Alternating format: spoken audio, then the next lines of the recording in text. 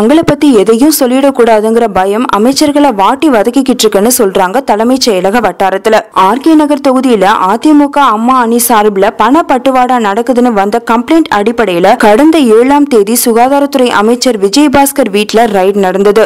இந்த ரைட்ல 89 கோடி ரூபாய் கொடுத்ததற்கான ஆதாரம் உள்பட பல டாக்குமெண்ட்ஸ் கைப்பற்றி இருக்கு வருமான வரித்துறை. கூடவே எம்ஜிஆர் மருத்துவ பல்கலைக்கழக துணைவேந்தர் கீதா லட்சுமி, சமத்துவ மக்கள் கட்சி தலைவர் சரத்குமார் ஆகியோர் வீடுகளையும் ரைட் நடந்தது.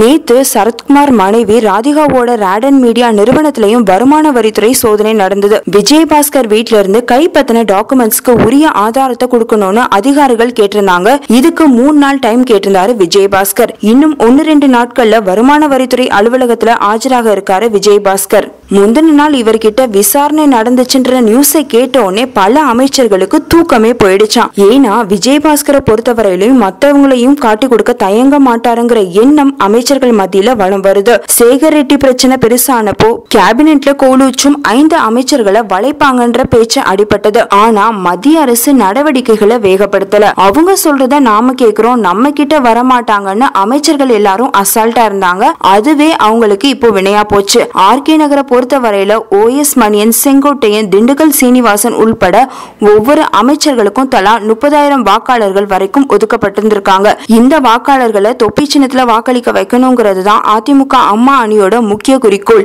இந்த வேலைக்காக அமைச்சர்களோட உதவியாளர்கள் உள்பட பல பேருக்கு தொகைகளை பிரிச்சு கொடுத்திருக்காங்க. இதுக்கான கணக்குகளை தான் அதிகாரிகள் கைப்பற்றிருக்காங்க.